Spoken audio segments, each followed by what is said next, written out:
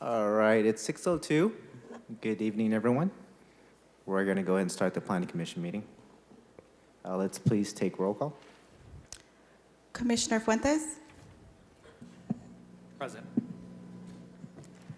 Commissioner Kreiner, Present. Commissioner Wagner, Present. Commissioner Diaz, Present. Commissioner Bray, Present. Commissioner Hardy, Present. and Chair Vink. Here. Let's now, please, everyone stand up, take the Pledge of Allegiance.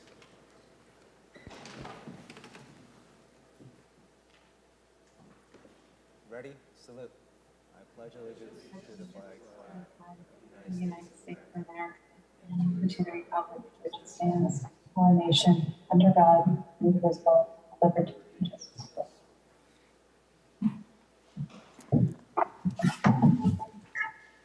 I will now read the procedures. This meeting is being conducted electronically and telephonically. The public may participate in tonight's meeting by using the Zoom link or calling the phone number provided on the Planning Commission agenda. Please note that all virtual participants will be on mute until they are called upon by the chair, at which point they will be unmuted.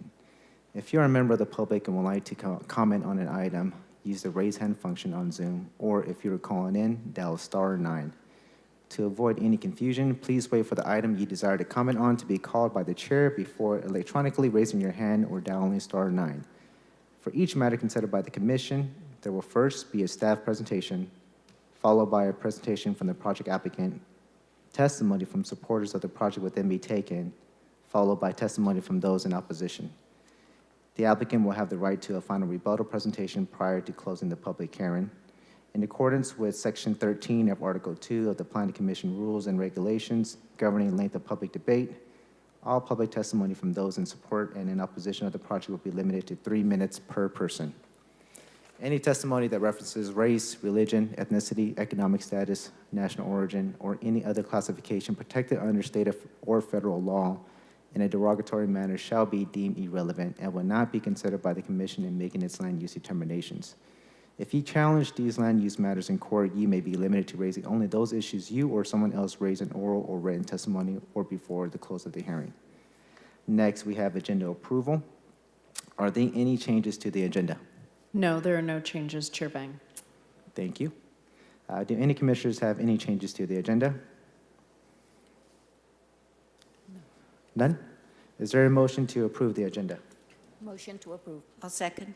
Okay, so we have a motion by Diaz, Commissioner Diaz. We have a second by Commissioner Bray. Please take vote. Commissioner Fuentes, Yes. Commissioner Kreiner, Yes. Commissioner Wagner, Yes. Commissioner Diaz, Yes. Commissioner Bray, Yes. Commissioner Hardy, Yes. Chair Vink. Yes, motion passes. Next, we have the consent calendar. Under the consent, we have the following item, ID 22998, June 1st, 2022, Planning Commission regular meeting minutes. Is there a motion to approve the minutes for June 1st, 2022? So moved. Second. Okay, we have a motion by Commissioner Fuentes, a second by Commissioner Kreiner. Please take vote. Commissioner Fuentes, Yes.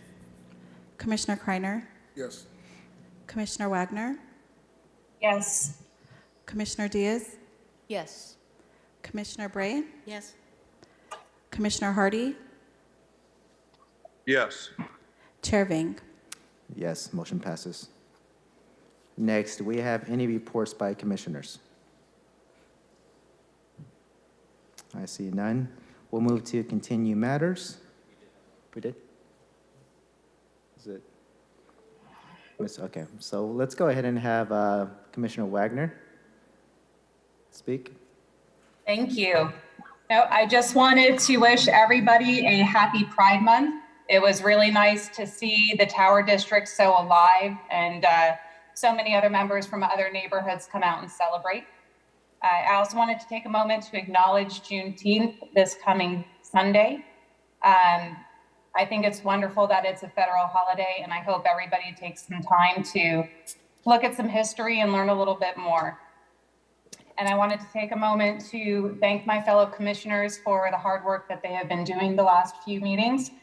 They've been long and they have been, difficult in terms of hearing both sides and having to make the best decision that we can with the information at hand.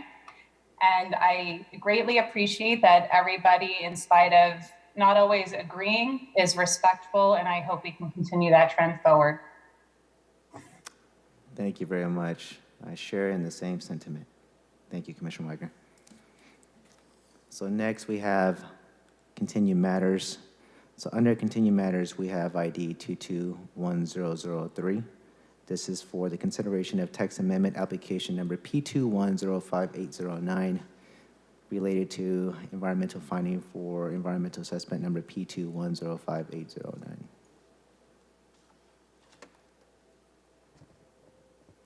Thank you, Chair Vang. Sophia Pagalatis with Planning and Development. And I would ask if we can bring up the PowerPoint.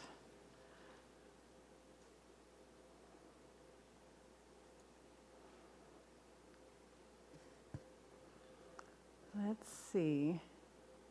Looks like we need to maybe share the screen up top.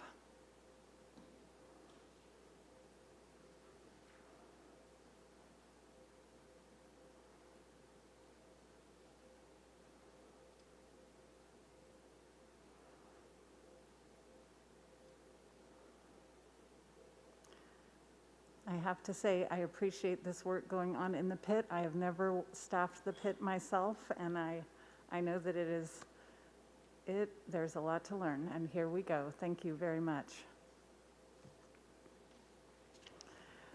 So this evening, that's great. Good job. Yes. Thank you. Is that okay? Everybody can hear me now? Okay. Sophia, can you speak a little bit louder, just a teeny bit? Okay. How about that? Perfect. Perfect. Thank you. All righty. So this evening, you have before you a text amendment and related environmental finding related to electric fencing this evening. And if we could go to next slide, you'll notice the presentation is by Drew Wilson. I am not Drew Wilson, but he is here with us, attending remotely, and he and I will present, and we'll both help answer questions. So a little bit of background. There have been, since the adoption of the city's new development code in 2015, there have been two amendments related to electric fences.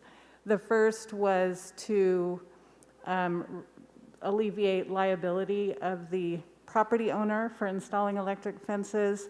And the second one in 2018 was just to clarify where they were allowed. This current text amendment that you have before you has been presented by Precision Civil Engineering, and they are proposing to expand the zone districts where electric fences are permitted. Next slide, please.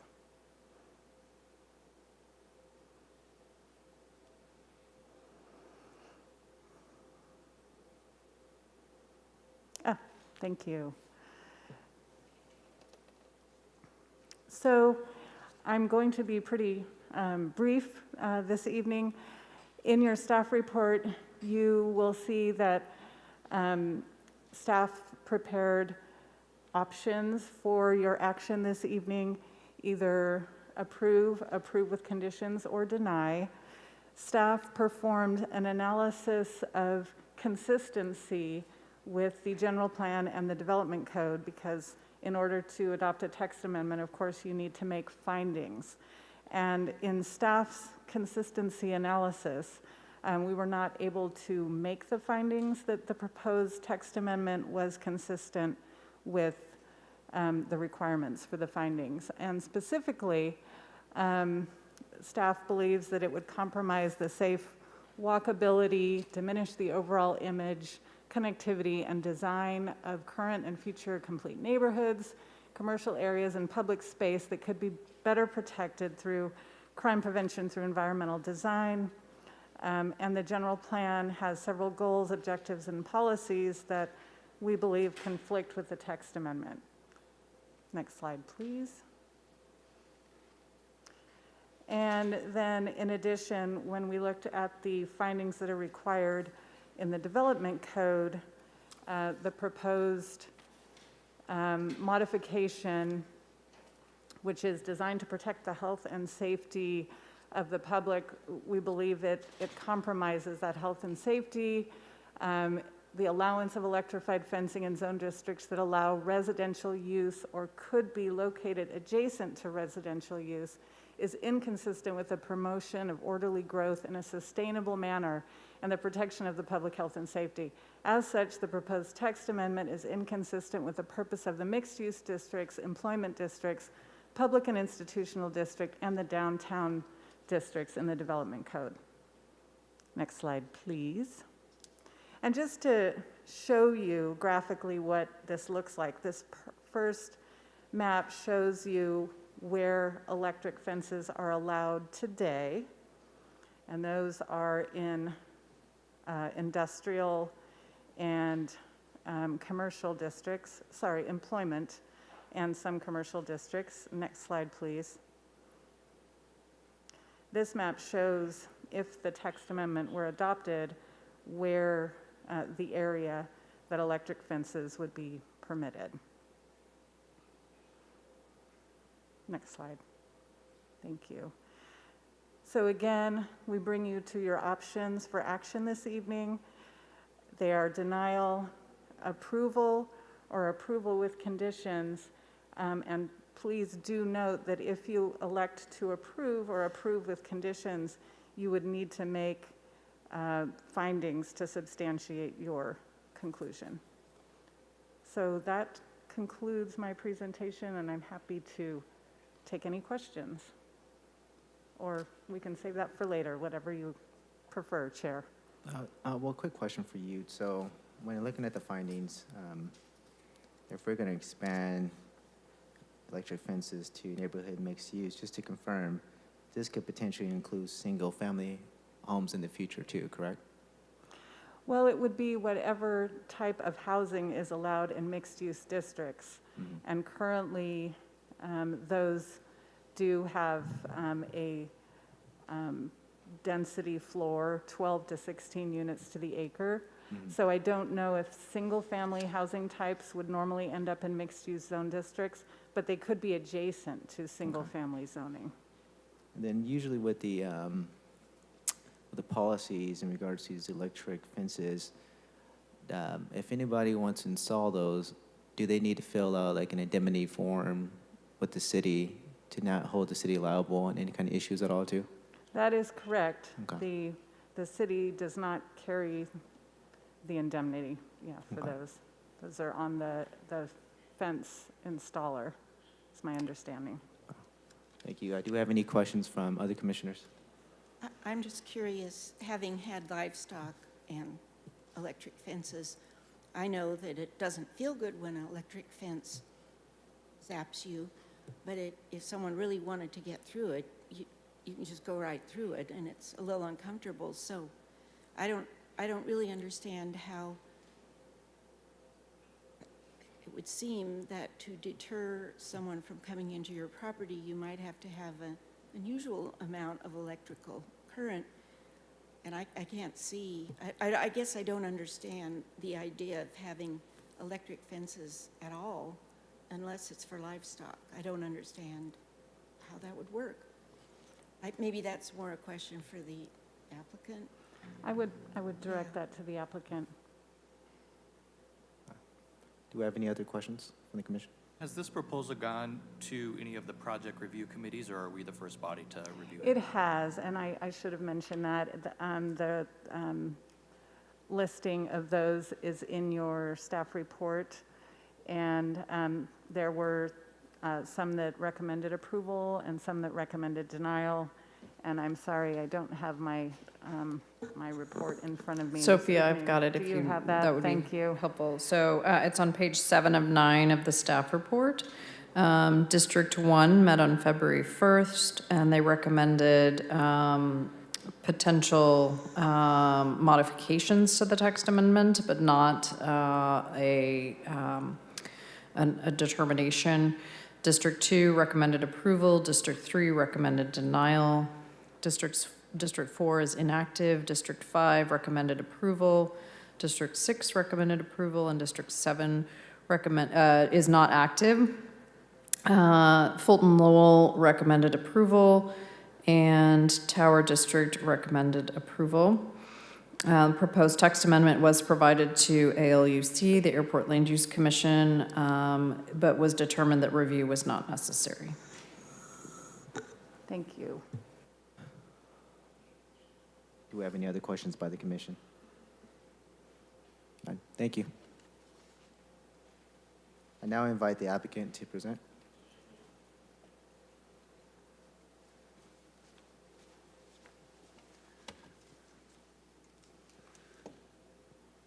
And do I control the presentation with this?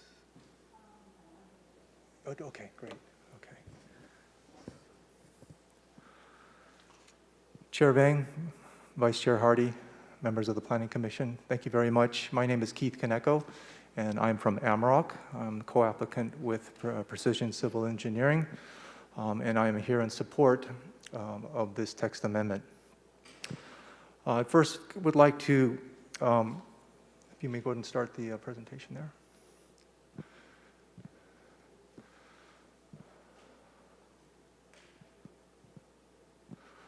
I'll go ahead and use this time just to kind of brief everybody here. So I just want to clarify that, we've had a long history with the city of Fresno. And so electrified fencing for security purposes is not new. There's been more than a decade of work with staff over the years. And our company alone has dozens of permitted installations within the city of Fresno here. Okay, next slide, please.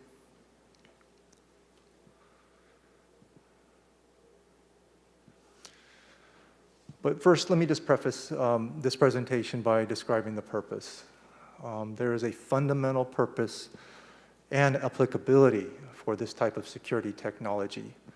First and foremost, it is to prevent criminal trespass. Criminal trespass onto properties where the criminal intent is theft, burglary, harassment, and potentially even employee endangerment. As we take a look here, this text amendment before you is not truthfully to expand the usage. It is to revert. It is to swing the pendulum back to what it allowed in 2015. But we are also listened to all the comments from the district committees, as well as staff and other stakeholders, and made adjustments to the text amendment before you this evening. But at its core, this serves two primary purposes. Number one, it supports police department efforts, law enforcement. And I'm going to describe a little bit here in a minute as to exactly how we have confirmed that with the police department and so forth. Next, also understand that I'm here on behalf of a number of businesses that are requesting this technology, but due to the current code, they are excluded from being considered for this security technology, and we do have a few of them here in attendance tonight to speak before you. But before we move forward, the bottom half of that slide, I want to make it clear. This type of security technology is only relevant to, first of all, non-residential, meaning commercial and kind of industrial type uses. Chair Vang, you asked the question about mixed use and residential. It is specifically not allowed per the Fresno Municipal Code, as well as California Civil Code Section 835 for electrified security fencing. So this security technology is not for residential use. I just want to make that clear. But again, as you take a look at those bullet points up there in the bottom half, you will see a commonality of these types of industries and businesses. They are all bound to storing their valuable assets in an outdoor yard. They do not have the luxury of pulling it within inside of a secured building. These are all industries that unfortunately are victimized by criminals who do their window shopping by day, and evening time they commit their crimes of entry as well as theft and larceny. Next slide, please. So we talk about what does an electrified fence look like here within the city, and here's just some samples. The first three is not actually within the city of Fresno. The last photo is, but I just wanted to show you these elements here. They are always behind an existing non-electrified perimeter barrier. That is required per the Fresno Municipal Code as well as the state law. Prominent warning signs must be placed, the yellow warning signs that you see there. And again, it is always installed on the interior of the property. Okay, next slide. The system itself is very visually transparent. Okay, next slide. Another example here behind chain link, and I chose some very kind of raw photos just to show how these truly look. There's no screening, there's no landscaping in front. I wanted you to truly see, first of all, see if you can see them, and then also just kind of reinforce the fact that this system is very visually transparent.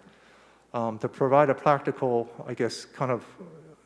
example, between Bakersfield and Sacramento, we have probably close to, well over 50 installations along Highway 99 that immediately abut 99.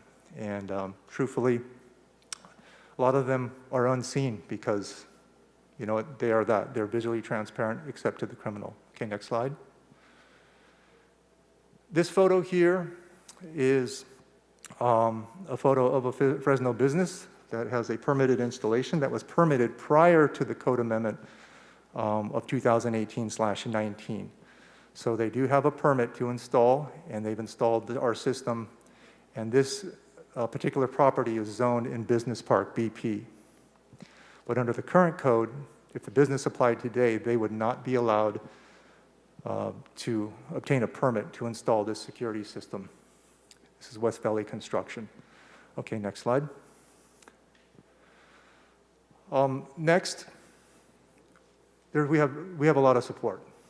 Okay, as mentioned, this went through the district committees, and 5 districts were in full support of the text amendment before you this evening.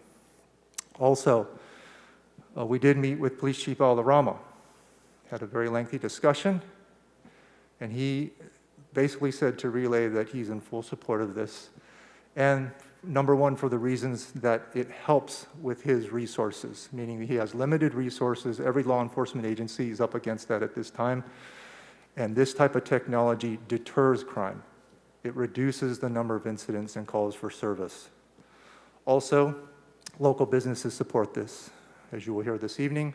And also, this is supported by the Economic Development Corporation of Fresno County. I'm not going to read through the whole list of benefits of this proposed text amendment, but there are many. It expands well beyond general plan goals, objectives, and policies. There are things that are very practical that this supports. But number one, I want to point out, and you're going to hear it this evening from the businesses. I'll be honest, prior to the pandemic, the narrative and dialogue I had with customers was about protecting bottom line, reducing losses, you know, the hardships of replacement costs, repair costs. The reality is now, and during the last 2 years, the criminal element has become more brazen, more aggressive. So what was once a discussion and a request for our system to protect the bottom line is now about public safety. It's about protecting the workers at these businesses to make sure that they don't encounter a criminal trespasser on property, get harassed, assaulted, or even worse. And that's one thing that had the narrative that has changed over the last couple years. And so please take that into consideration. But again, there's a whole host of things that this type of technology benefits. Okay, next slide, please. Quick recap on history. Okay, prior to 2015, we had silent code, but staff was still finding a way to work with local businesses to permit this, but then obviously realized that to reduce exposure to the city, we needed to get this codified. So the Section 15-2010 was codified in 2015, and electrified fencing was allowed in all non-residential zones, period. Then as we moved into 2019, and all of you may remember this, there was a lot of focus on barbed wire and razor wire within the city. Somehow, some way, we got thrown into the same bucket as barbed wire, razor wire. And interestingly enough, there's completely two separate code sections. 2009 is for barbed wire, 2010 is for electrified fencing. But somehow, and it's still not clear to us, I've asked this question many times, why did we all of a sudden get thrown into the same bucket? And it severely restricted the number of types of zones and uses that could utilize this security technology. But as I close to this particular slide, I want to reinforce the fact, to my knowledge, to this day, we've received no city complaints or public complaints about the dozens of systems that we have installed here in the city of Fresno. So I wanted to dispel any notion that maybe the 2019 code amendment was enacted because there was complaints or problems. That's not the case, okay?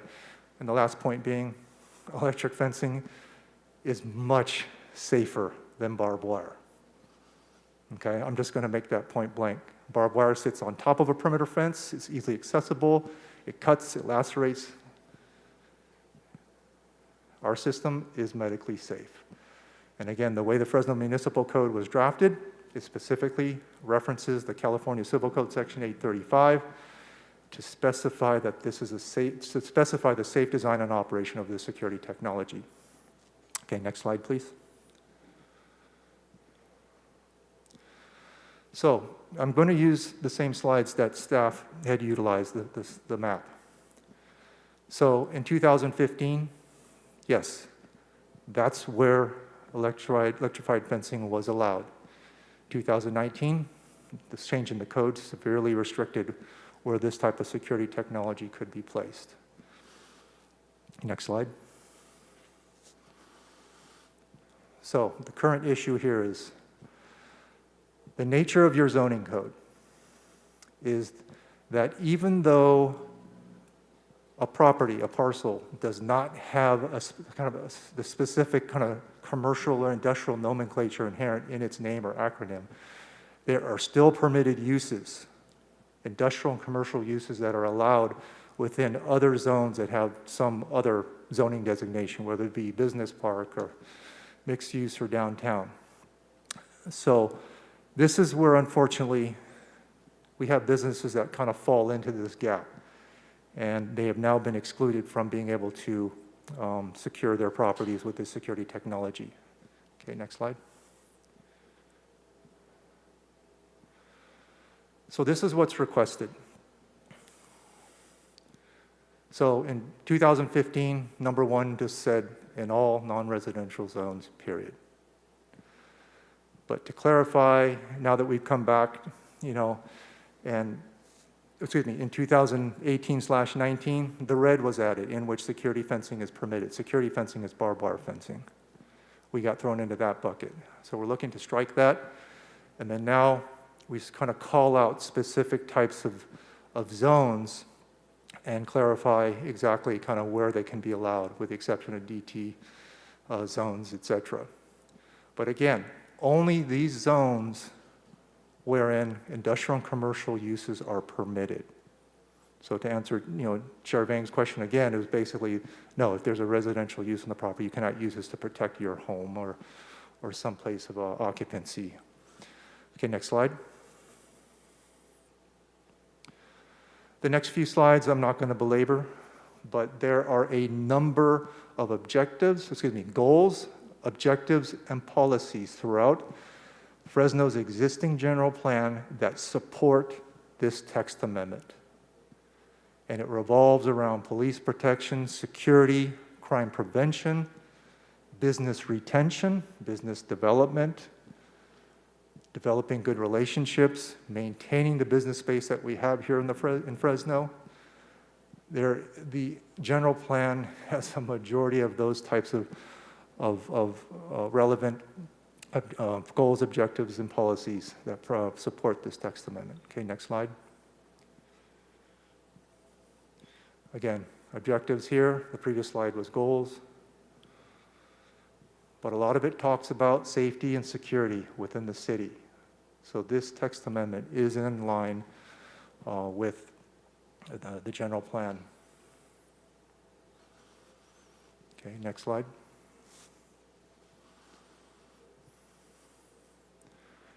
But I want to just kind of do a quick recap here because, and talk about police. So in our discussions with Police Chief Balderrama, he was very clear, and I think it's relevant to all law enforcement agencies across the state, that their resources have been cut back. Their number of officers has, and their capacity to respond to calls has been delayed due to the lack of staffing, and that is a major concern. But that is why he supported this, because look, he goes, anything that reduces our call load and helps local businesses to prevent them from experiencing property crime, he basically said this is a good technology. So one thing I wanted to clarify also for Commissioner Bray. Commissioner Bray asked a question like, understanding about an animal containment fence, cattle fence. This type of technology that is utilized, we realize that the electric fence gets all the focus, the heat lamp, the scrutiny, but it is one component of a much more sophisticated system.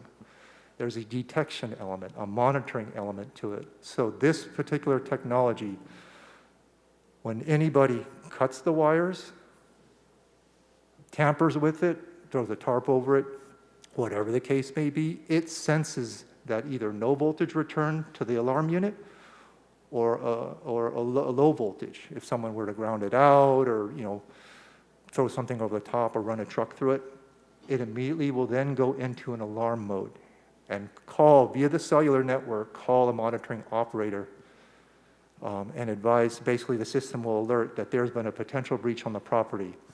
At that point, the onus is upon the business to work with the monitoring operator to verify that if there's an actual crime or trespass in progress prior to requesting deployment of law enforcement. The chief appreciated that. That was the biggest thing that he focused in on, I think, during our call was like, oh, this prevents us from having to go and respond to false alarms. That is a huge burden on police resources, is to go check out an alarm that happens to be false. This system required the monitoring operator to verify with the business that a true incident is in progress prior to deploying law enforcement to the site. Law enforcement appreciates that. So I just wanted to clarify that this system, yes, if someone were brazen enough to do something to the fence, they will be detected immediately that something is happening on the property. Okay, next slide. One thing else was mentioned in the staff report, and the quote was, properties instead of an electric fence could be better protected by CPTED, crime prevention through environmental design. This security technology aligns with CPTED, okay? It's visually transparent, maintains natural surveillance, okay? And it's an interior security barrier, another barrier providing access control. Prominent warning signage, that establishes the territorial reinforcement. The protected sites are routinely maintained. This system is it's not just standalone and then walk away and the business is left to operate and maintain it. These systems are maintained by our company specifically on a routine basis, and then obviously maintained for any issues or potential problems with the system. And then lastly, you see monitor and response by social management, meaning again, there's a whole network of people that are watching over these properties when these systems go in.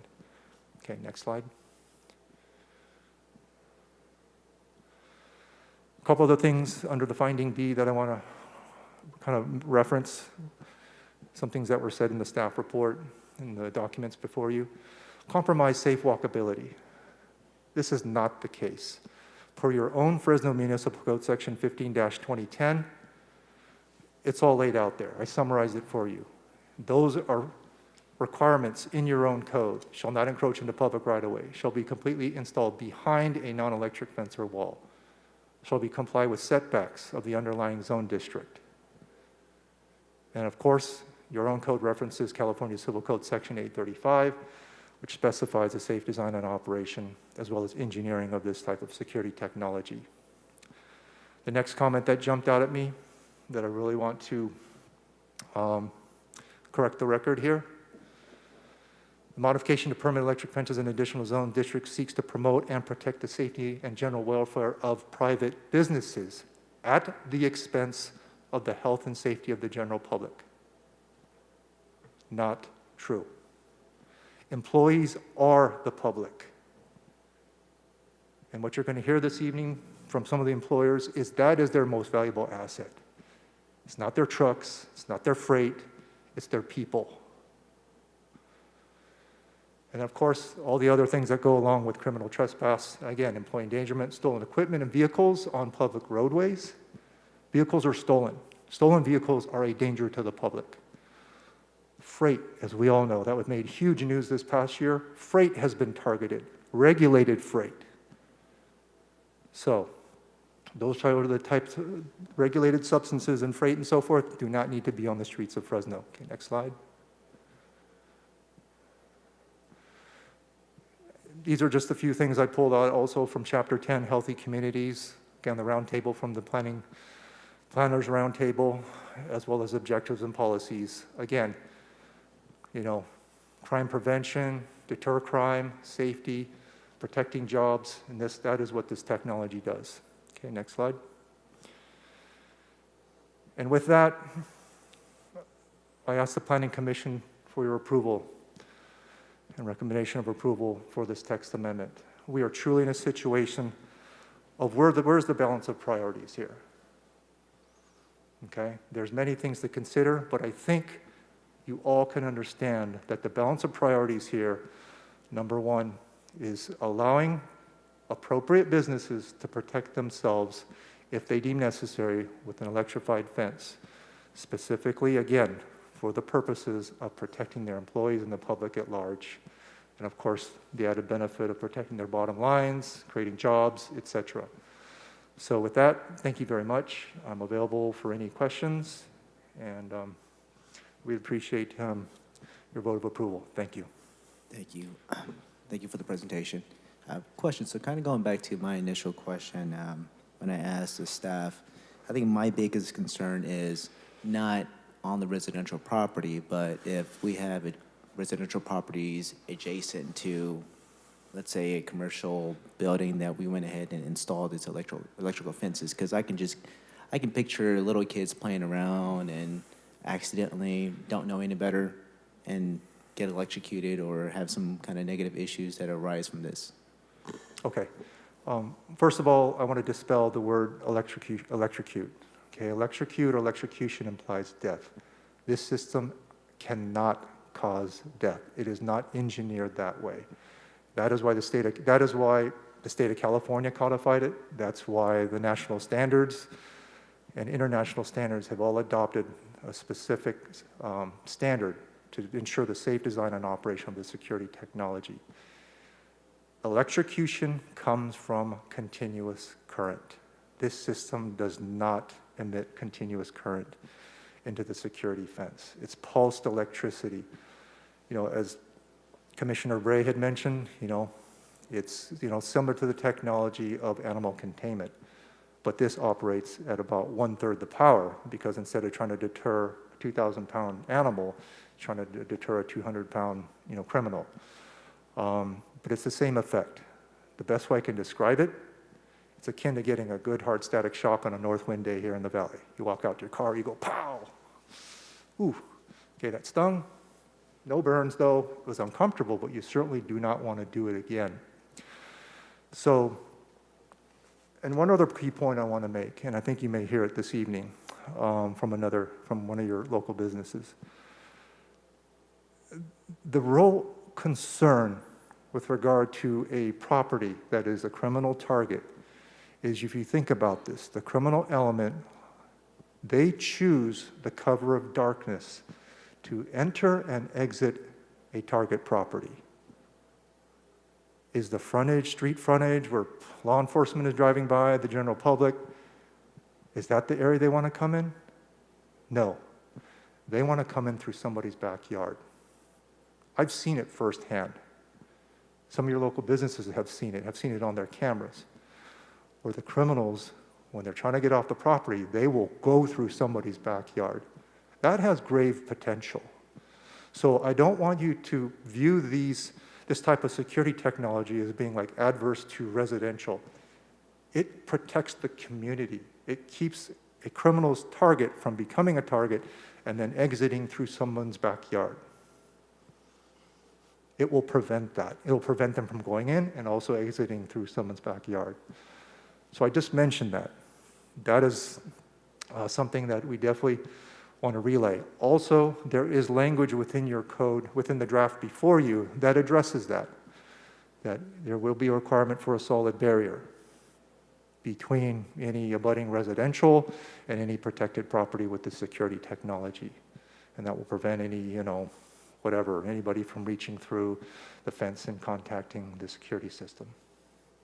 Did that answer your question? Well, thank you for the education. I appreciate that. I want to make sure that I use the right terms too. Okay. But I'm not sure if staff can answer this question, but my biggest concern again is, if we do have local residents, who takes on that liability?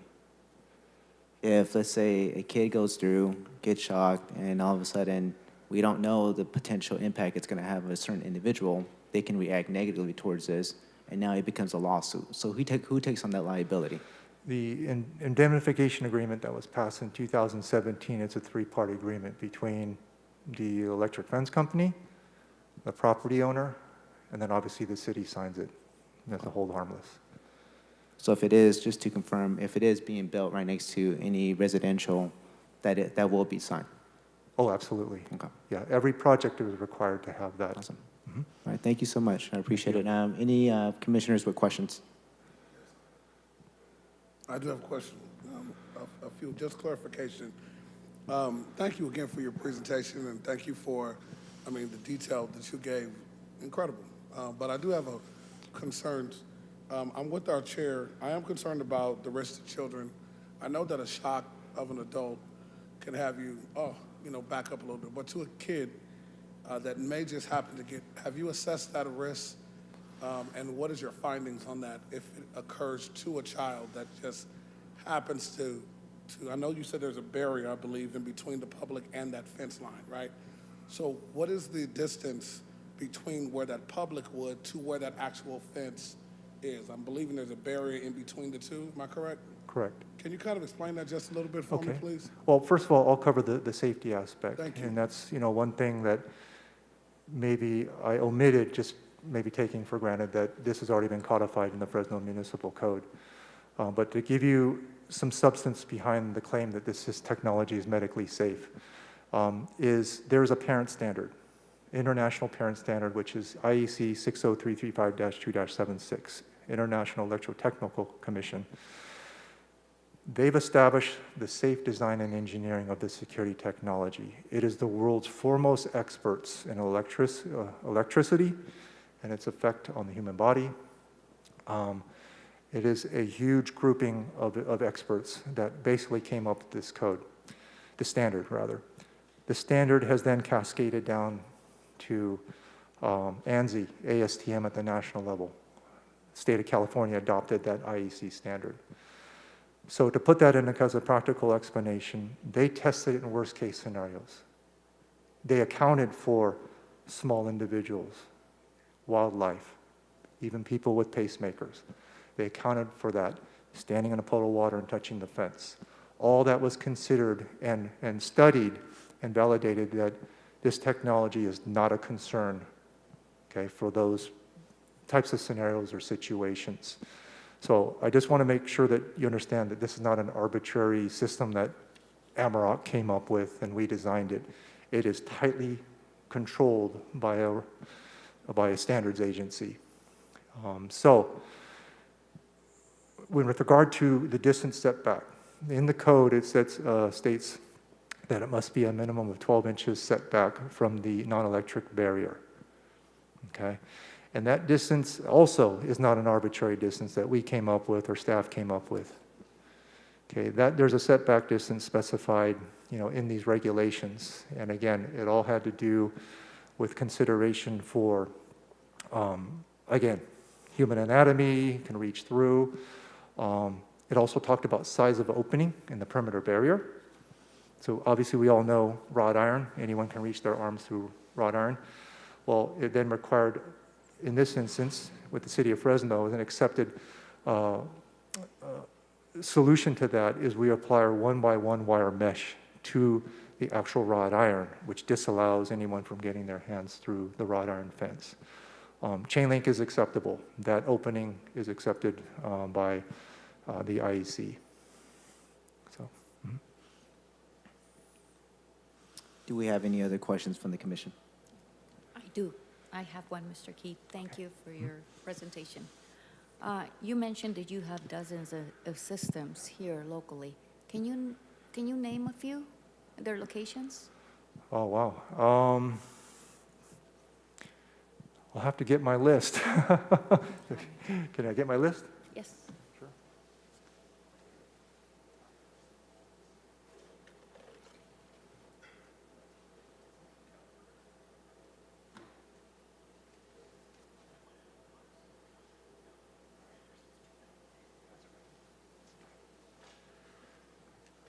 Just to name a few, Caliber Collision, ABF Freight, Valley Power Systems, Ryden, Roofline Supply, the list goes on. We have a number of Caliber Collisions, First Student, School Bus Facility, Skelzy Enterprises has a number of their properties protected by this technology. The Arc of Fresno, and Action Towing businesses are also request this type of technology. So. Thank you. Do we have any other questions from the commission?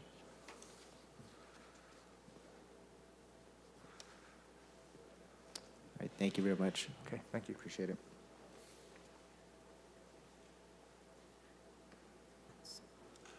We will now go out to the public.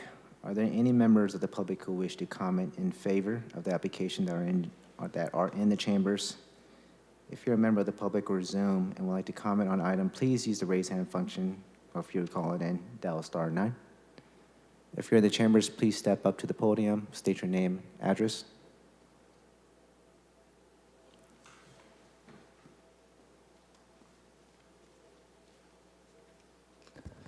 Hello, my name is James Gray. Work address or home address? Sorry. You can do the work. Work, 4880 North Blackstone, so just south of Shaw, off of Blackstone. I work with Enterprise, Rent-A-Car Enterprise Holdings. We have requested this fence from Amarok for our facility. We just actually moved into this facility about 9 months ago. It used to be the old Paul Blanco facility off of Shaw. Did a complete redesign of this whole facility, put over a couple $1 million into it to make sure that it looks good off of Blackstone. We had our chain link, bob wire, we added motion cameras exterior to our building along the perimeter of our back lot, where we store anywhere from 150 to 400 cars back there for rental, purchase, leasing for companies, city businesses, and that did not work. We had, in the 9 months, we had about 10 to 11 catalytic converters stolen, repaired our fence probably 15 times, and it's just, this is our only option right now to take care of, one, our property. So we're probably about $50,000 in 9 months of property damages, loss of use for rentals, people buying vehicles. You're going to get this in a week, and it takes 7 months to get a catalytic converter for it. It's not the best for our customers, for Fresno customers. So we have requested this we've seen this, we have some in Bakersfield, we have some in Sacramento, through Amarok at our facilities. And as soon as these have gone up, I think the Bakersfield one's been up for about 10 months. no issues. No, not a single issue. Went from getting catalytic converters stolen probably every 2 weeks to zero. Zero issues. No one touching the fence and shocking themselves, employees, customers, people trying to break in, just stay away. And it's been a great, sorry, some. You just have 1 minute. Okay, perfect. So it's been just a great implementation to our operation. And like he said, they are set back, because no one can reach in and touch these fences. And I think one big thing we're seeing, we have employees get there early. If we have a shop on site, just 3 employees, 3 shop workers. We had an instance where someone was on site. Luckily, that person got scared off, jumped over into a neighbor's backyard, and made his way out. But, I mean, we want to value our employees and make sure they're safe. If they come into work with people on our lot that aren't supposed to be there, it could get pretty bad for them. So these are the few reasons why we want to add this to our operation. Thank you. Thank you. Appreciate it.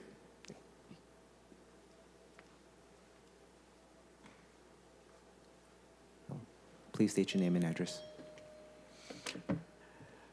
Good evening. I'm Christopher McComb. I'm the Regional Vice President for Caliber Collision here in the Central Valley. Address is 125 East Auto Center Drive. And some of you may be familiar with our business, maybe not. Some of you at one point may have been clients.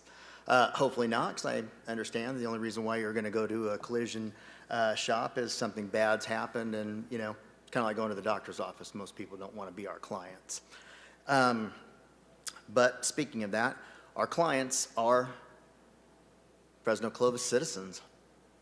They're people every day. So for us, the protection isn't so much about property. It isn't so much about loss. It's about protecting the citizens who have entrusted their property to us while they're going through a traumatic experience. The address that I gave you is our largest location here in the Central Valley out of the 24. And this security system was installed in 2010, and from 2010 to current, it remains incident-free. Okay, so out of the other locations that do not currently employ this system in there, so far in the last 3 years, there have been $150,000 in net loss to customers' vehicles over the increasing crime rate. So we are lobbying to have this system in place, you know, at our other locations to protect the citizens who have entrusted us to repair their vehicles, and also to protect our teammates who are also citizens who have had their property stolen and their means of livelihood to support their families that work in these locations and help support our public and our first responders that need our services greatly. So we would very much like you to consider this opportunity and think about them when you're considering it, please. Thank you so much. Thank you. Do we have anyone else in the chambers? Please state your name and address. Enrique Montes. My address is 3605 East Tulare, Fresno Glass LLC. I've been in Fresno for almost 30 years. Been in business in Fresno Glass for 17. And since I've been having a few problems, break-ins, estimating on probably $90,000 this year. So we've been having a hard time. I have an alley in the back, and it's real bad. So I'm just trying to see if we can work with this company so to make it secure. And for my employees, they took a lot of tools from my employees. I have to come out with the money, and it's been hard. Thank you for your patience. Thank you. Thank you. I appreciate you. Do we have anyone else in the chambers who would like to speak? I see none. Do we have any individuals online?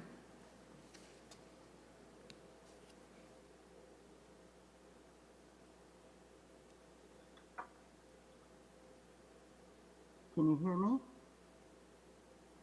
Debbie, I see you. You have the opportunity to speak. Please state your name and address. Okay. Can you hear me okay? I can hear a little bit muffled, but we can hear you. I'll try and talk louder. I'm not known for talking quietly. My name is Debbie Hunsaker. My business address is 2436 Foundry Park Avenue. I own a company called Electrified, and I'm here to speak in support of this amendment. As a small business owner who went through trials and errors and problems with high-speed rail taking our location that we started our business in, and we moved over here on Foundry Park. This last year, we have been broken in pretty much every single weekend. Sometimes just Sundays, sometimes Saturdays and Sundays. And just in the last 12 months alone, we've had 17 catalytic converters stolen from our company vehicles and even from an employee's vehicle. That $150,000 doesn't include the $75,000 I pay to have security sit here each night, 7 days a week, or the amount I pay a security monitoring system to protect the perimeter of my store across the street. We finally, after months of waiting, got this fence installed at our location. And I will say that that immediately stopped these break-ins. I was to the point that if we didn't get approved, I was considering moving my business out of not only Fresno, California. It's not fair that this kind of money can be stolen from businesses and hardworking people, and we're not even allowed to protect our businesses, and what we do pay to protect them doesn't keep them out either. So this is one solution that I found that has worked, and I hope that you consider at least modifying it where more businesses can take advantage of it, because it's going to really hurt the small businesses. I mean, it hurts all business, but it's going to hurt small businesses, not to mention the safety of our employees. We've had people break in when I've had crew in the yard working, and they're on the other side of a building, don't even know they're in there until they come face to face with them. So hopefully you will consider at least modifying this to allow more to have this technology. Thank you. Thank you, Ms. Debbie. So again, any comments is going to be in for support of this project. Do we have any individuals online? Please raise your hand.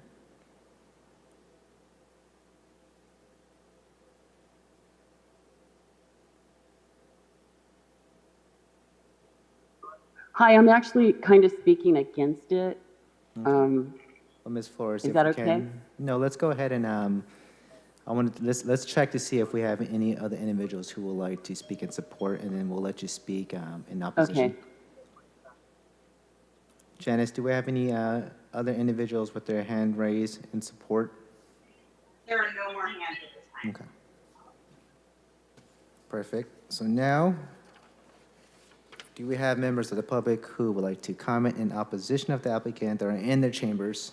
If you are a member of the public on Zoom and would like to comment on an item, please use the raise hand function. If you're calling in, dial *9. Do we have any individuals within the chambers who would like to speak in opposition? I see none. Do we have any individuals online?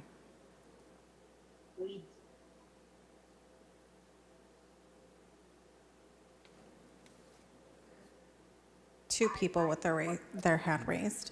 Perfect. Let's go ahead and let's let Ms. Flores speak first.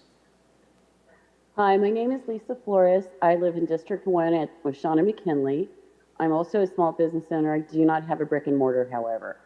My concern with this proposal is the distance from the initial first fence that an electrified fence would occur.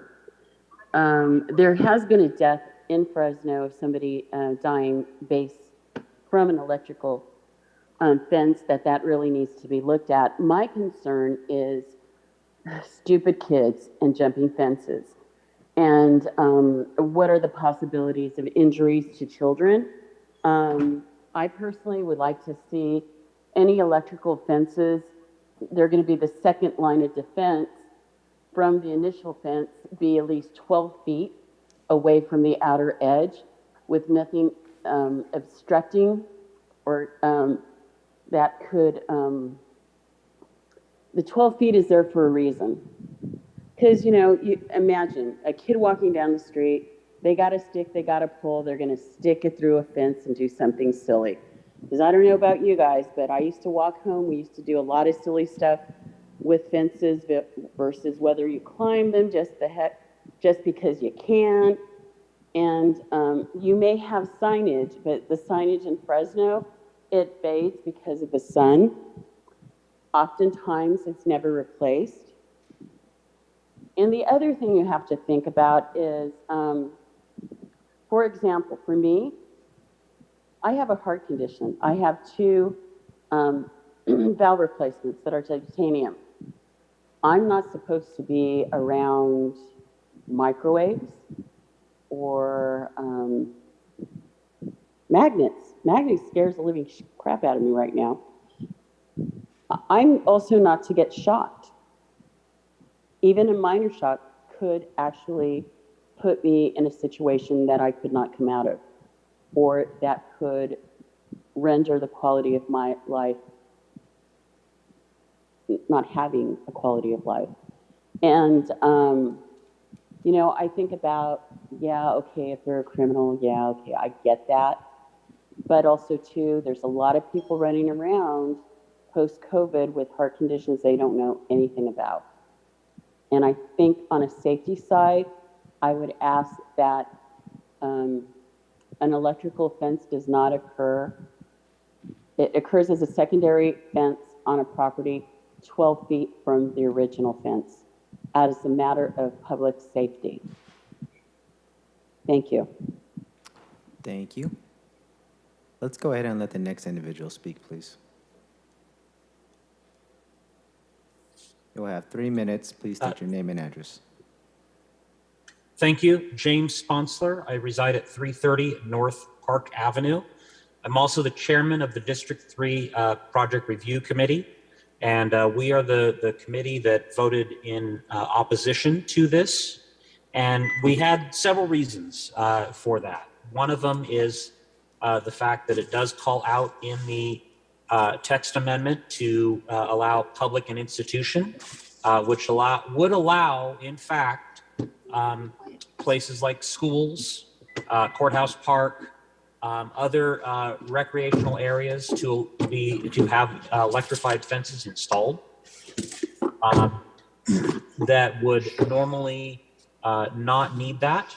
In addition to the fact that it would continue to create the essence of a prison for the schools that would want to potentially have this, whether it is a public or a private institution.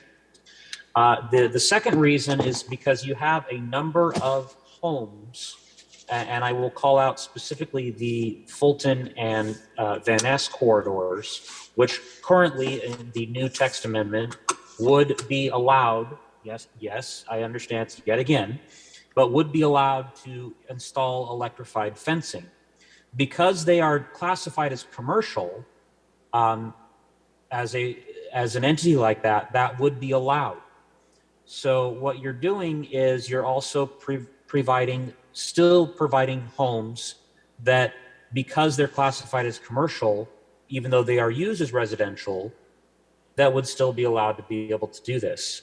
And then finally, the reason is as we are District 3, we would be heavily burdened already beyond the scope of things as we are currently, but we would be the most impacted district by the fact that you would have a vast majority of the land in that area would be permitted to allow electrified fencing, which does pose the fact of not only is it saying that we are unsafe, but it also creates the possibility of continued harm to those around us. And then finally, the idea with the electric fence is because it is such a small amount of voltage that it's safe, Although because of that, it would just create an illusion of security. If somebody really wants to get through that fence, they are going to get through that fence no matter what. Thank you. Thank you very much. Do we have any other individuals online who would like to speak in opposition?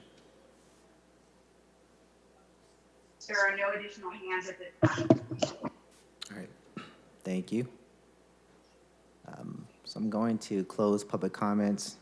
Would the applicant like to provide a rebuttal?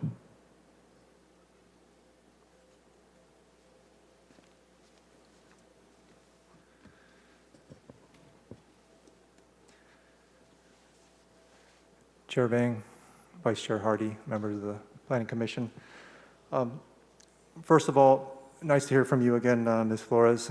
Certainly want to address your comments and concerns. First of all, just the setback distance of 12 feet.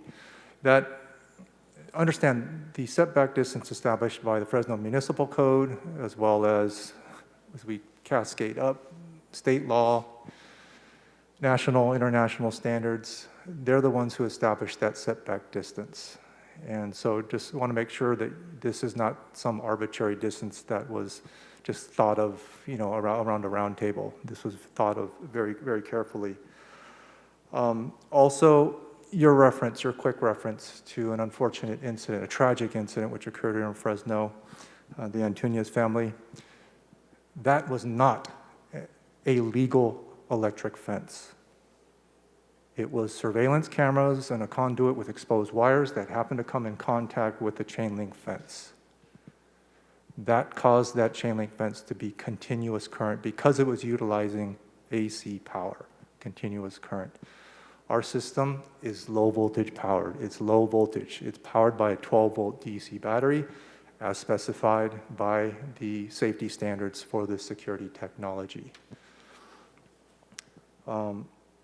Also want to clarify too that your concerns about kids and so forth, this system, it's not intended to be operated during business hours. This is meant to be turned on just like any alarm system when, during the evening hours when there's obviously nobody on site. It's the last person out, sets the alarm system, and then turns it off when they come in the morning. And then last point, you just need to remember, no one can just inadvertently walk up and touch this system. The Fresno Municipal Code makes it very clear, explicitly clear, that a non-electric perimeter barrier must be surrounding this type of security technology. So no one randomly just walks up and touches the security system. And also, I want to address the other comments too. Mr. Sponsler, again, nice to hear from you again. The proposed revision, it excludes schools. So public institution was meant because it included airports, namely because it included airports. And there have been discussions with a lot of municipalities and their airports about potentially utilizing this technology because of the concerns about people running onto runways, attacking maintenance facilities, etc. So that is why we included PI in this.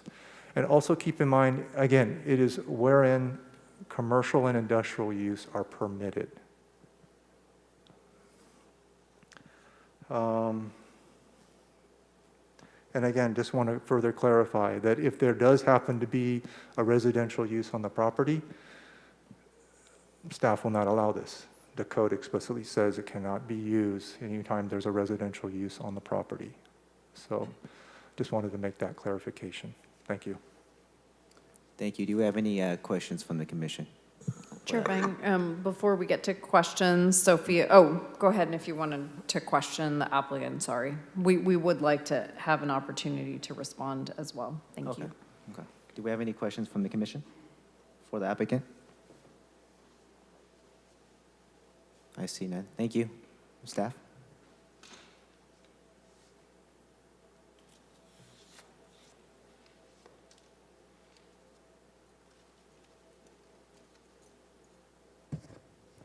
Thank you, Chair Vang. We would just like to add some clarifications as we listen to the applicant's presentation this evening. About the residential uses, as you all are aware, the proposed text amendment would include mixed use. It would include all non-residential zone districts, and mixed-use districts are a type of, it's considered non-residential in our code, even though it allows residential.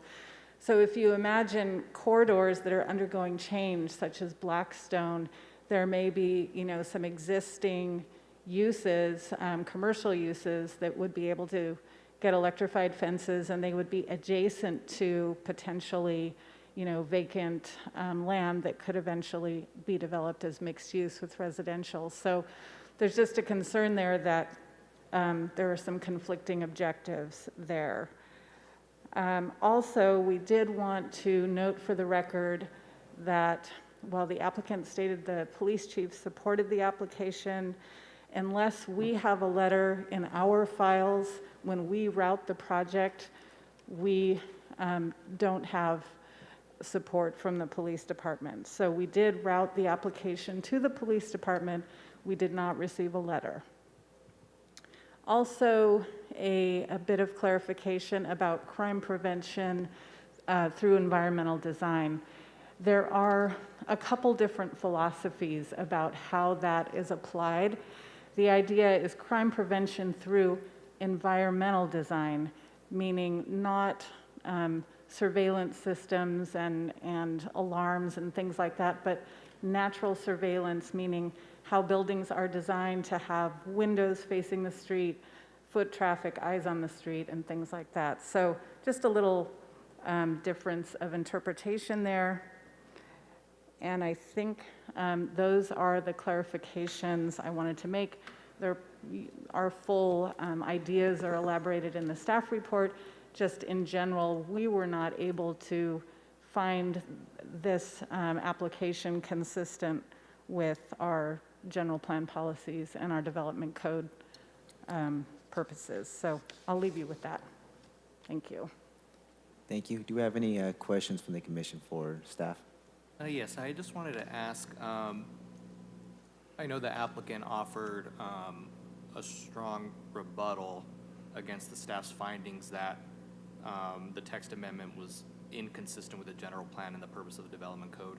Could you just elaborate? I know the full elaboration is in the staff report, but could you just elaborate a little bit on why staff found that the text amendment was in fact inconsistent with both the general plan and the development code?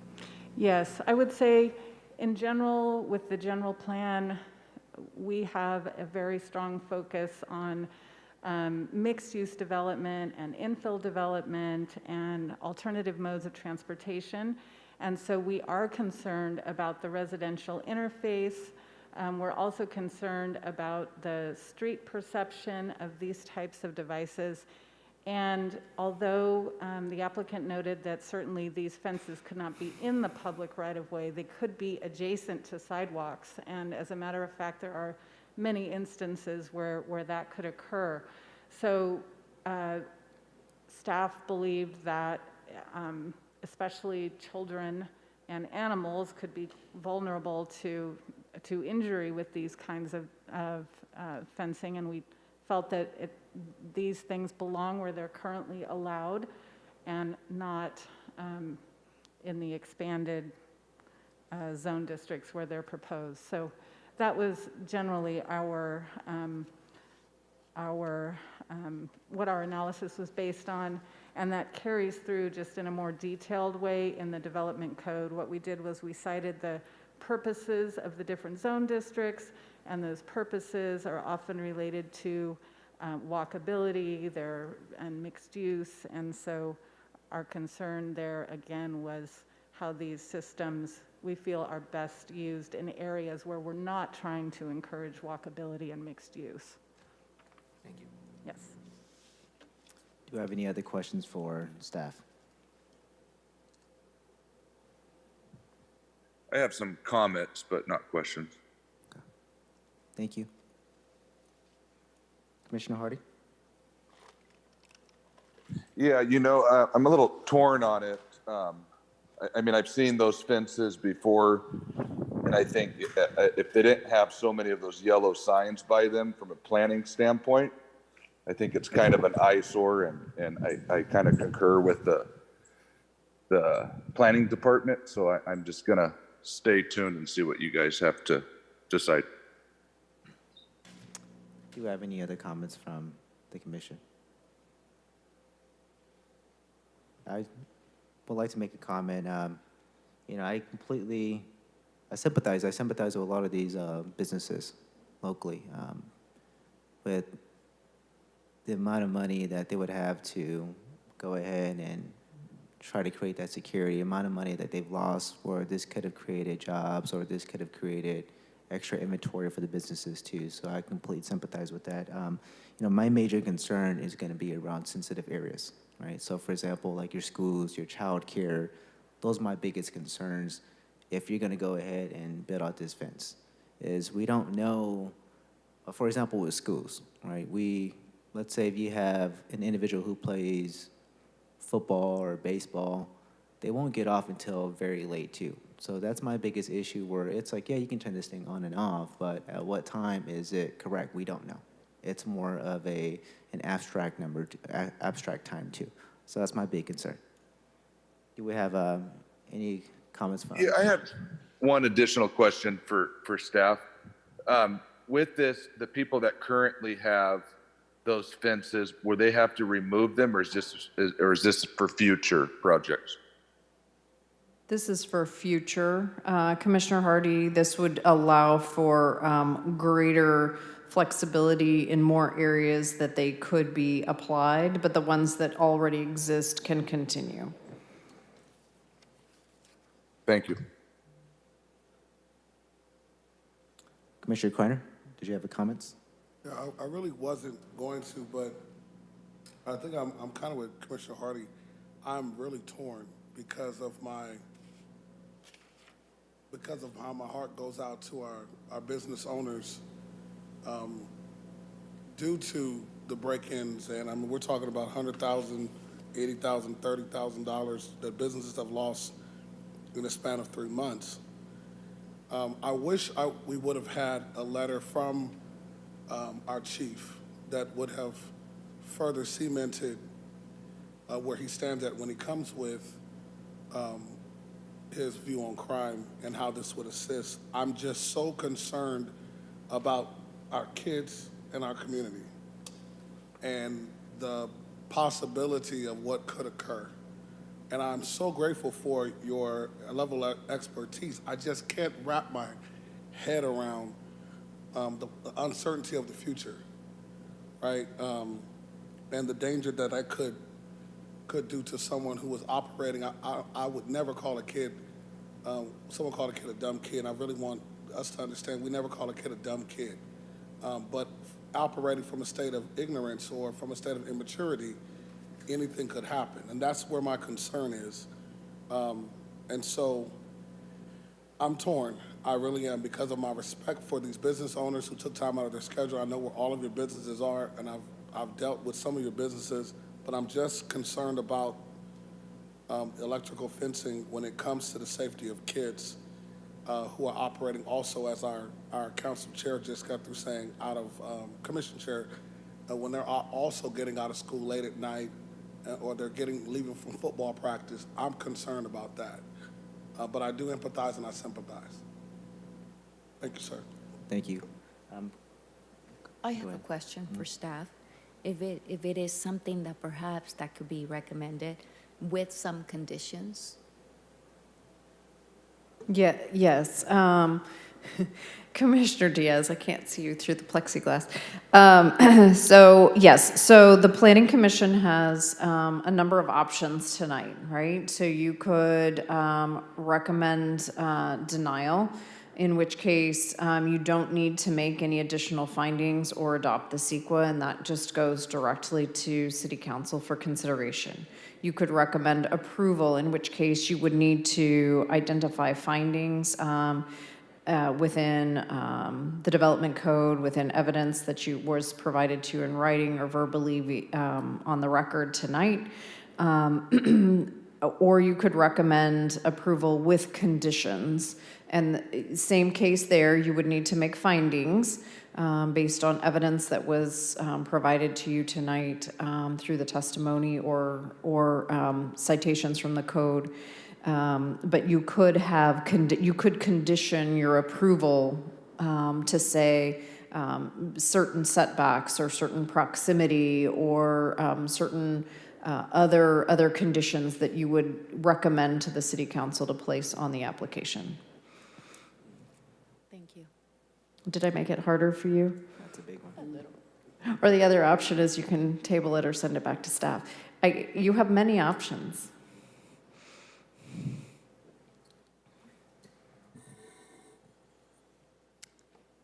Well, I would like to just make a couple of comments. Again, we all sympathize with the businesses, and as a parent and a grandparent, nobody wants their kid to get shocked.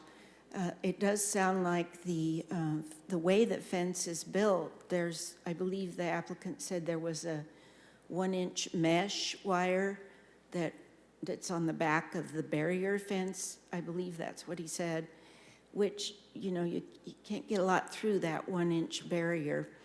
And so I would be inclined to approve this with conditions. I don't know if I can say that the findings, I think that the applicant presented, the quotes that he had from the municipal code and the development code would support us allowing this to happen.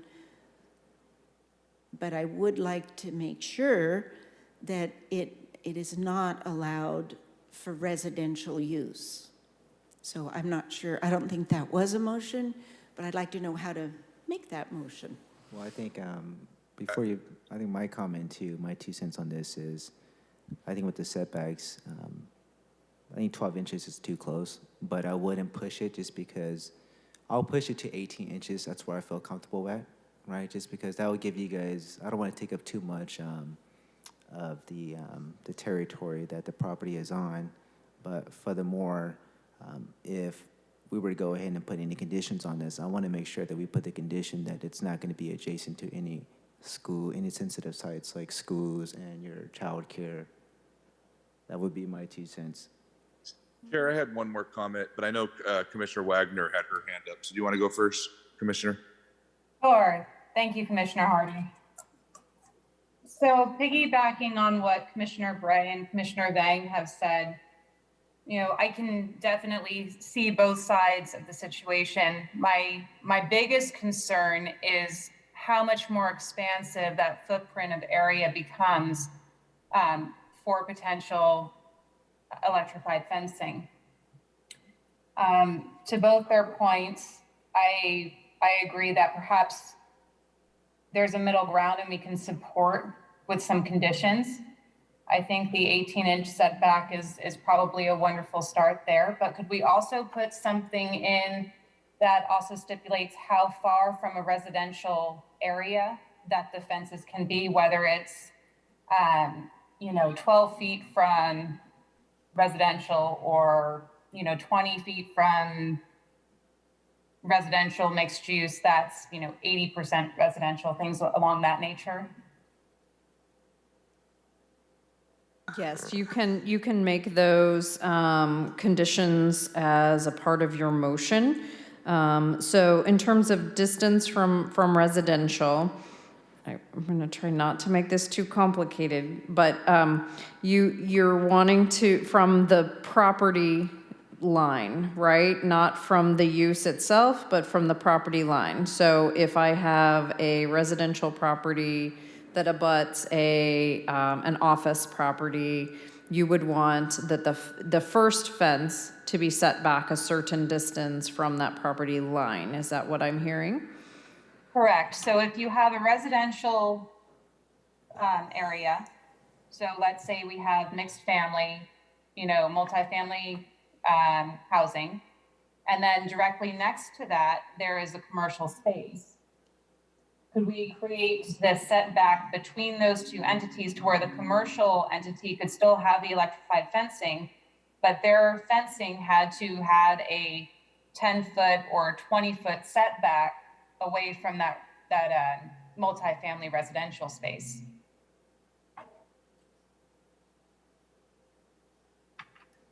Yes, so that absolutely could be a condition of your recommendation of approval.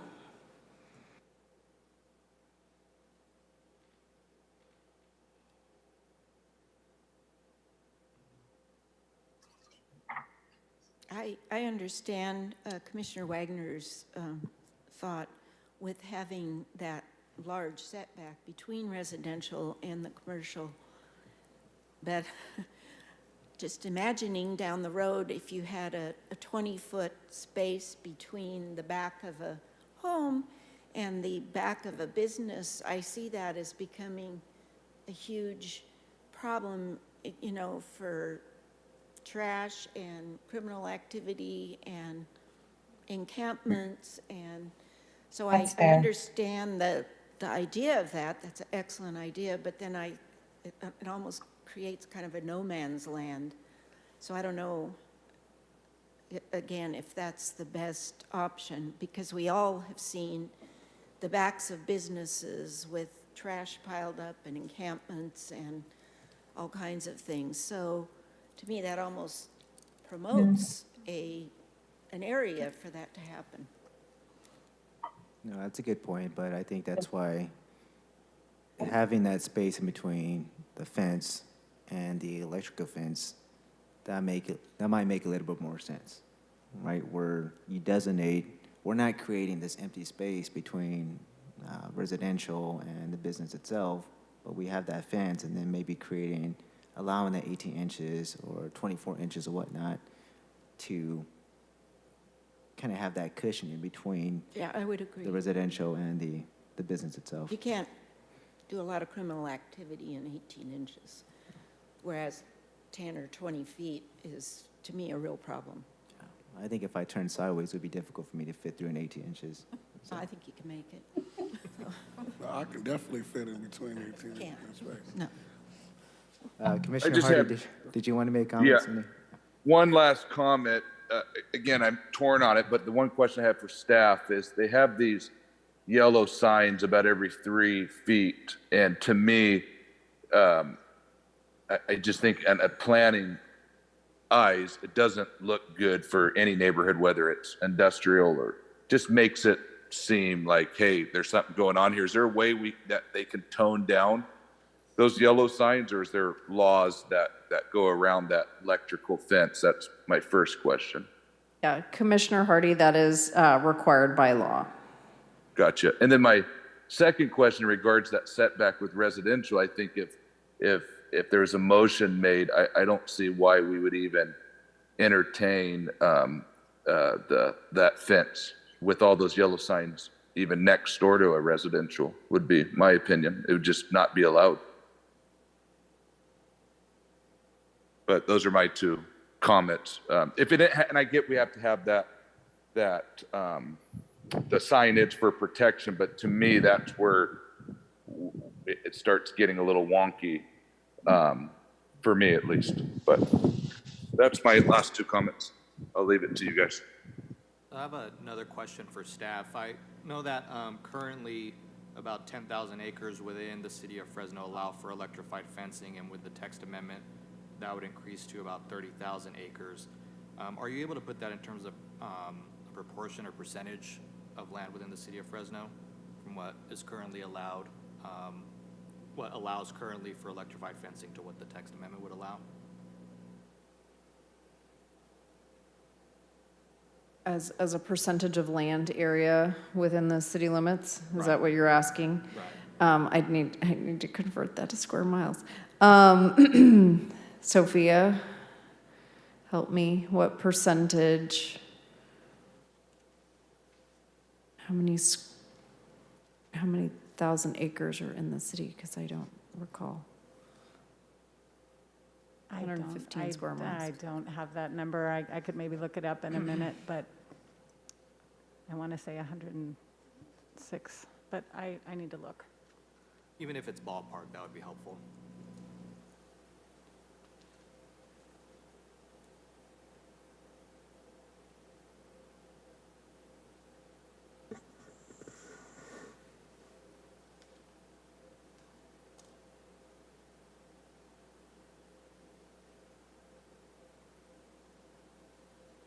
Sophia, is Drew online? Can he answer that question for us?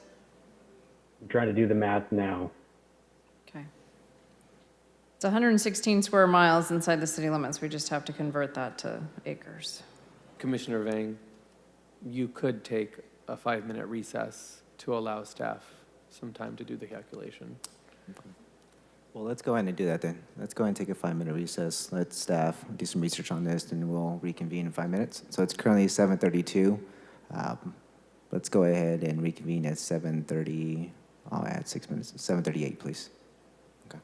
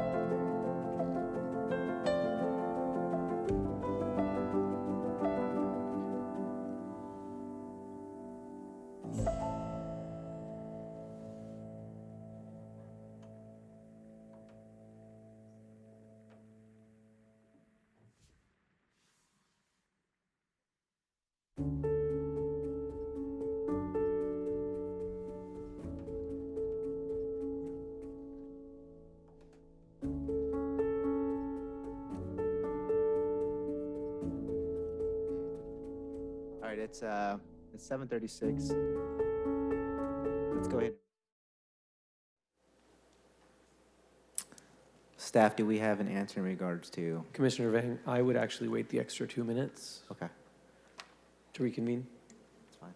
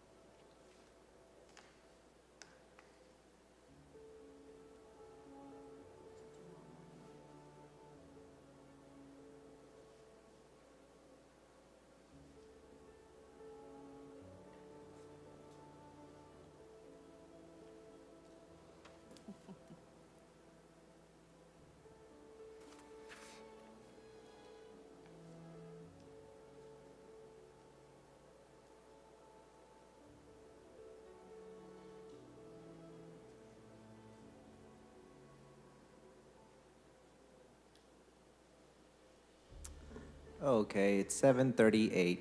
Let's go ahead and just reconvene the meeting. Staff? Did you punch it into the calculator? Yes. I did, plus Okay. I had special assistance from Drew Wilson. Thank you very much, Drew. So the percentage of land within the city of Fresno that currently allows electrified fences is 13.6%. And under the proposed amendment, it would be 40.3% of land. So just to give you an idea. And I did also just want to point out, in our presentation, I didn't point out that the applicant has submitted a revised version of the text amendment that has some additional requirements related to mixed-use zone districts. So I just wanted to make sure you were aware of that as you continue to deliberate. Thank you for doing that math, so I didn't have to. Yes. Sophia, just a clarification from our office. The updated document, has that been uploaded? Was that distributed? That was included in the packet. Okay, thank you. Yes.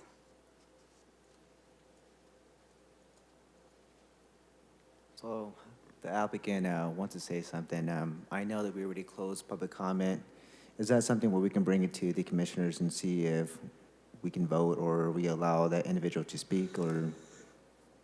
The commission has the prerogative to call back up the applicant or anyone who's testifying to answer specific questions, but not reopen testimony. All right, thank you. My apologies. So do we have any commissioners with comments or any motions that they want to make? I'll try to make a motion. So I think that we should approve the text amendment with the stipulation that the first fence is 18 inches from the second fence. And I think. What about by residential? I believe that even by residential with that 18-inch difference, because in my head, if you've got a business and your back fence is up against a home and all of the rest of your fences are not, so you're going to protect the three sides but not the fourth side. It doesn't quite make sense to me, but if other commissioners want to comment on my motion, I'd welcome it. Well, just a note too, if we make a recommended approval, we do need to include findings too, correct? Correct. You would need to make the findings required, which is consistency with the general plan and with the development code. And I think I said before that I would, or can I, just use the findings that the applicant presented to us in his testimony and in the report, that the places that he showed that it was consistent with the general plan. Yes, you would just need to make that a part of your motion. I am concerned that we're going from 13.6% to over 40%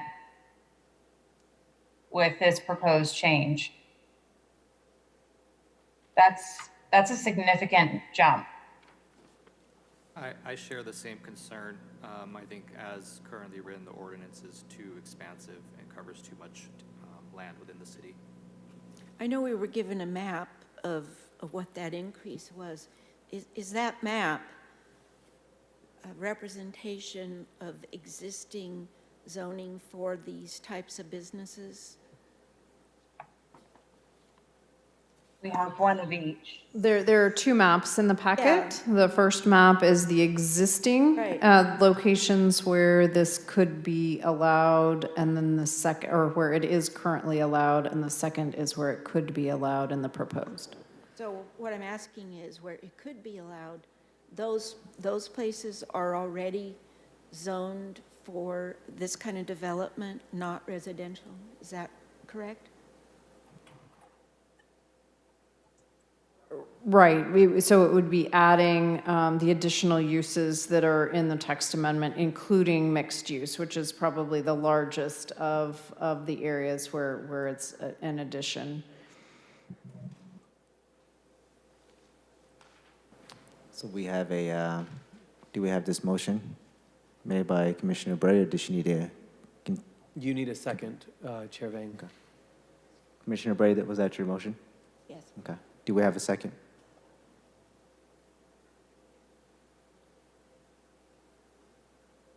I can second that. Okay. So we do have a second. We have a motion made. A second. Let's go ahead and please take vote. I'm just going to read the motion.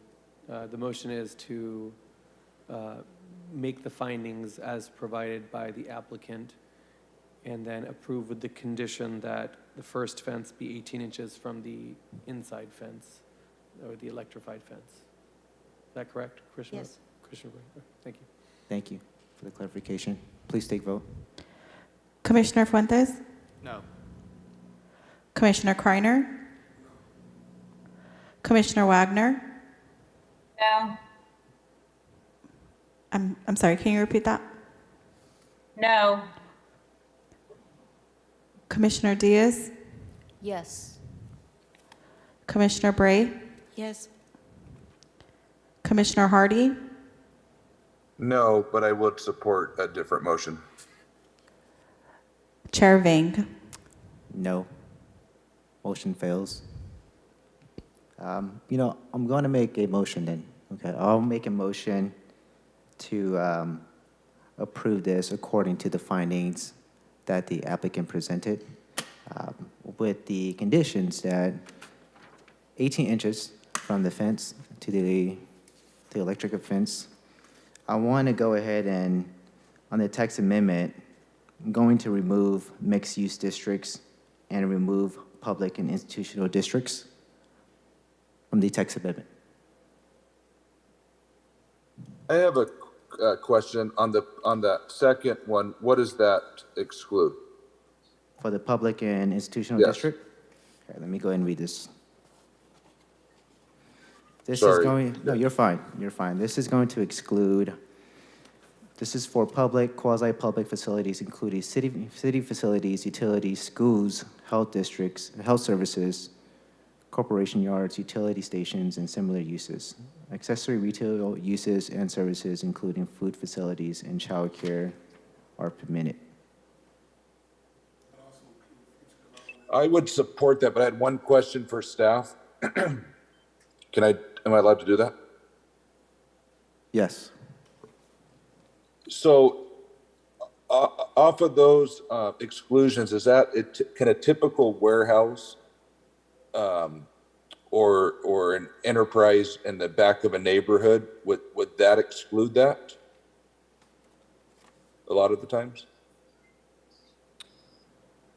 So, Commissioner Hardy, essentially what if you have your development code in front of you or your zoning map, you would be able to look at, this would exclude anything that's purple on the map, which would be a mixed-use district, not the maps that are in the book because they're all purple, or anything that's blue on the zoning map, which would be public and institutional. So those are the two categories that would be excluded.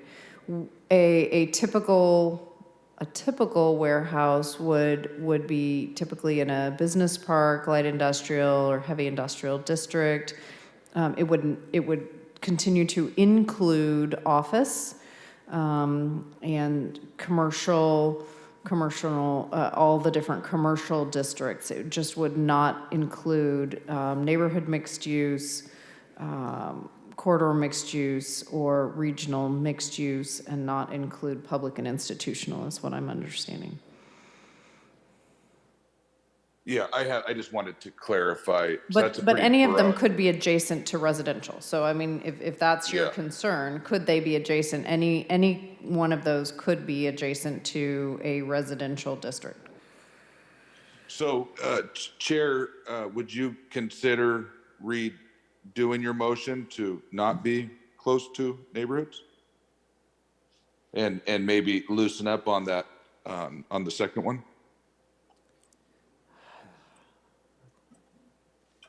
That's a tough one. You know, I think about Blackstone, and you have these businesses with apartment complexes right behind it and stuff too. So that's my major concern. Agreed. Okay, I'll second your motion. Okay. Well, before we do that, can I go ahead and just like reiterate my motion? Is that fine? I think that's a good idea. Okay. So I'm going to make a motion to recommend approval according to the findings presented wonderfully by the applicant, with the conditions that we're going to have 18 inches in between the initial fence and the electrical fence. We're going to exclude mixed-use districts and public and institutional district. I'm also going to include that these electrical fences is going to be 500 feet away from sensitive sites like schools, childcare. That's my motion. Commissioner Hardy, you still seconding that? One more question to staff, sorry. You're fine. So by us passing this, what is the procedure again? Can you tell me that again, Director? It's going to city, correct? City council? Correct. So this is a recommendation to City Council, and then they will consider your recommendation along with the application and the record, and then they will make a determination.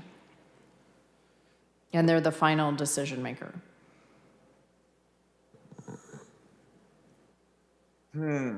Okay.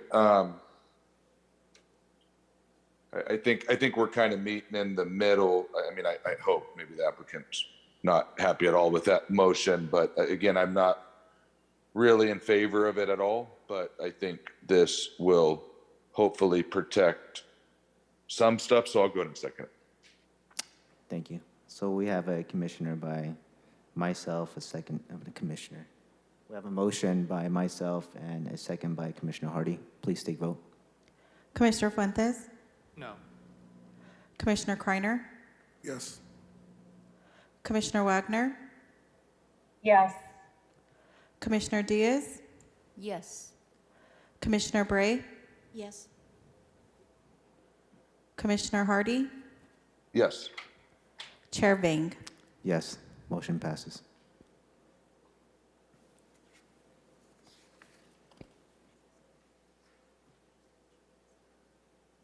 All right, so now we have two items that will be continued to July 6th.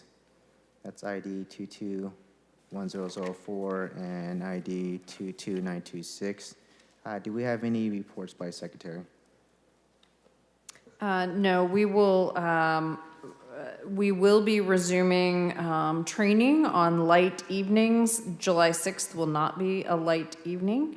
So we anticipate that to be a relatively lengthy meeting, but potentially on July 20th or the first meeting in August, we will resume our mini trainings at the end of the meetings. Thank you. Perfect. So any unscheduled oral communications?